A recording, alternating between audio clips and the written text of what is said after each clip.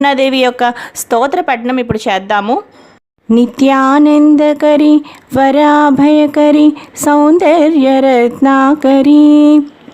నిర్ధూతాఖిల ఘోర పావనకరి ప్రత్యక్ష మాహేశ్వరి ప్రాళేయాచల వంశ పావనకరి కాశీపురాధీశ్వరి